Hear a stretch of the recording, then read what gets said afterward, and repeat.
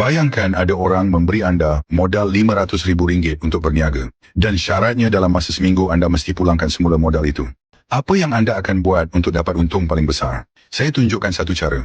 Pertama, simpan RM500,000 itu dalam akaun tetap setahun. Kemudian guna buku simpanan tersebut sebagai cagaran untuk buat pinjaman.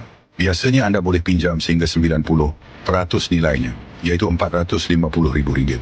Dengan RM450,000 itu, anda beli sebuah rumah secara tunai. Sekarang anda ada apa? Anda masih ada simpanan tetap RM500,000 dan sebuah rumah bernilai RM450,000 yang sudah habis bayar. Langkah seterusnya, cagarkan rumah itu di bank lain.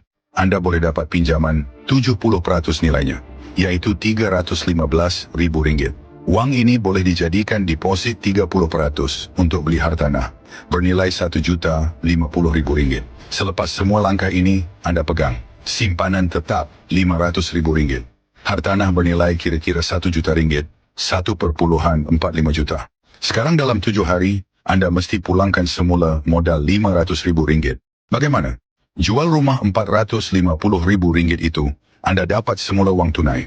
Masih kurang RM50,000. Cagarkan sebahagian hartanah bernilai RM210,000 di syarikat kewangan kecil, pinjam RM50,000, cukup untuk kembalikan modal.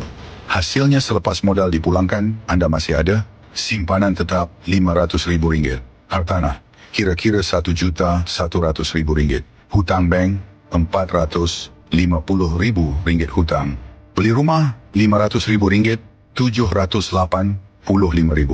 Hutang syarikat kewangan, ringgit Malaysia 50,000. Jumlah hutang, kira-kira ringgit Malaysia 1,285 juta. Jumlah aset, kira-kira 1,6 juta. 1,6 juta, tolak 1,285 juta. Sama dengan anda sudah untung RM315,000.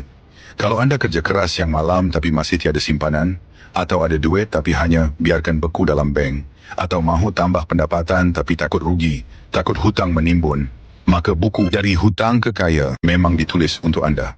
Bila anda habis baca, anda akan sedar semua rahsia buat duit syarikat besar ada dalam buku ini.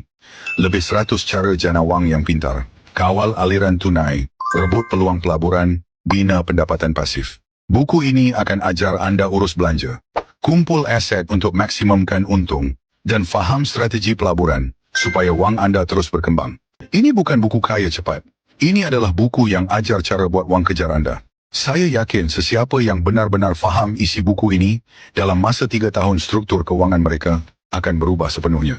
Selain itu, buku ini juga dedahkan salah faham tentang instrumen pelaburan, supaya anda elak risiko, nampak gambaran penuh kewangan pribadi, dan yakin buat keputusan yang tepat.